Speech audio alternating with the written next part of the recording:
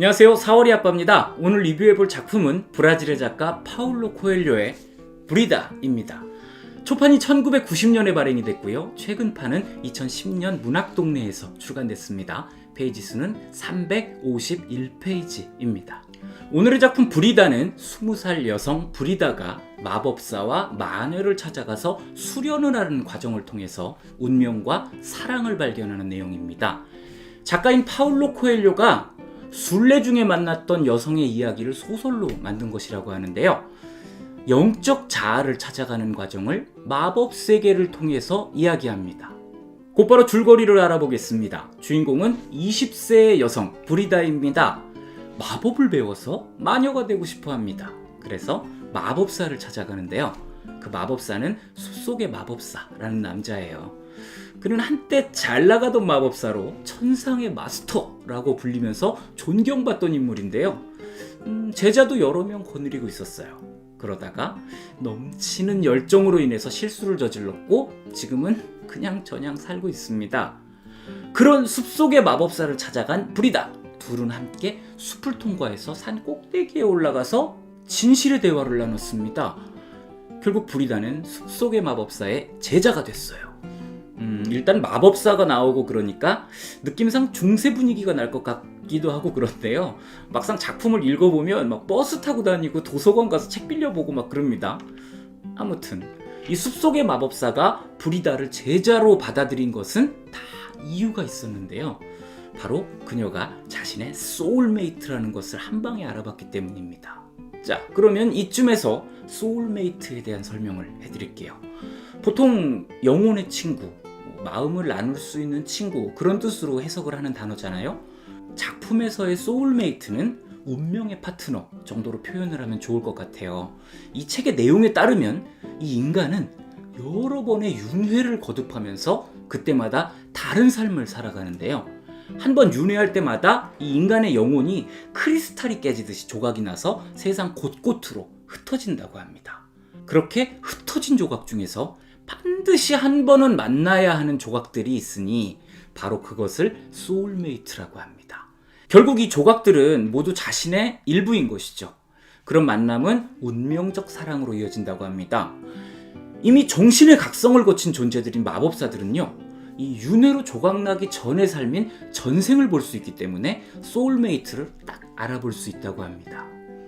다시 이야기로 돌아가 보죠. 브리다를 만난 숲속의 마법사는 그렇게 소울메이트를 탁 알아본 건데요. 하지만 브리다는 자기보다 나이가 한 2배 정도는 많은 것 같은 숲속의 마법사를 자신의 진정한 사랑이다 그렇게 생각할 일이 없죠. 게다가 그녀는 남친도 있습니다. 로렌스라는 인물인데요. 브리다는 지금 그를 진정한 사랑으로 생각하고 있어요. 이제 숲속의 마법사는 소울메이트를 만난 김에 화끈하게 고급 마법 과정인 태양의 마법을 전수해 주는데요. 그렇지만 브리다는 이 숲속의 마법사의 방식이 마음에 들지가 않았습니다. 그래서 그와 쌍벽을 이루는 또 다른 마법사를 찾아가는데요. 바로 달의 마스터라고 불리는 위카라는 마법사입니다. 이 달의 마스터 위카는 방금 전까지 브리다하고 같이 있던 숲속의 마법사와 옛날 연인입니다. 두 사람은 이미 서로의 소울메이트가 아니라는 것을 깨닫고 헤어졌던 건데요. 그러니까 이 위카 입장에서는 전남친 숲속의 마법사가 제자로까지 받아들여준 여자가 어떤 여인인지가 궁금할 수밖에 없겠죠. 그래서 브리다를 지도하기 시작했습니다. 그렇게 위카로부터 달의 마법까지 전수를 받은 브리다.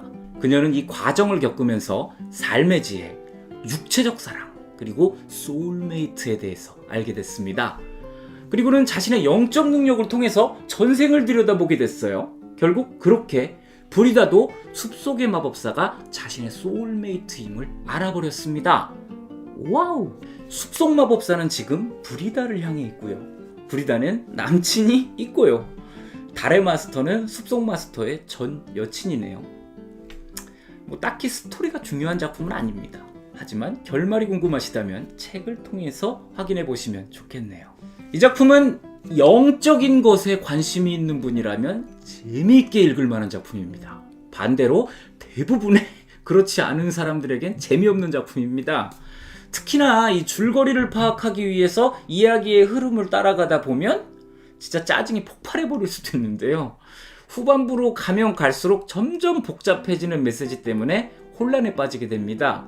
그래서 이 작품은 이야기보다는 하나하나의 표현에 집중해서 읽어보는 것이 좋겠습니다.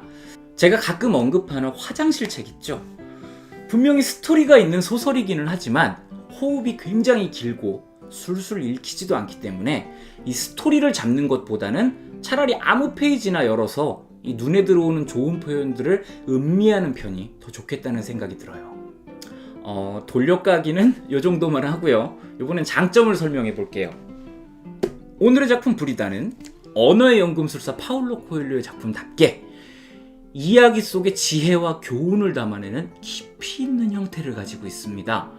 소울메이트, 자아 극복, 육체적 사랑, 그리고 삶의 지혜까지 요 정도의 두께의 책 한 권에다가 담기에는 좀 사실상 벅찬 그런 메시지들인데요. 작가는 그걸 해냈습니다. 아주 자연스럽게 잘 비벼놨습니다. 그 부분에 대해서는 높은 점수를 주고 싶네요. 작가 파울로 코엘료를 얘기하자면 연금술사를 빼놓을 수는 없겠죠. 이 사실 연금술사 말고는 대중성을 가진 작품을 찾기는 힘든 것이 사실입니다. 딱히 연금술사도 대중적이라고 말하기는 어렵죠. 특히 후반부가 좀 그렇긴 했어요. 아무튼 이 연금술사가 자아실현이나 이상에 대한 이야기를 다뤘다면 브리다는 진리와 사랑 실천에 관한 이야기를 다룹니다. 그렇기 때문에 브리다 안에는 연금술사에 없던 종교적 색채가 담겨 있는데요. 이 작가 특유의 운명론적 세계관을 종교적 세계관과 합쳐서 이야기를 진행합니다. 이 작품은 호불호가 갈리는 것이 사실입니다. 그렇지만 저를 포함해서 호를 외치는 사람들도 많이 있기 때문에 아직 읽어보지 않으셨다면 직접 읽어보시고 판단해보기를 권해드립니다.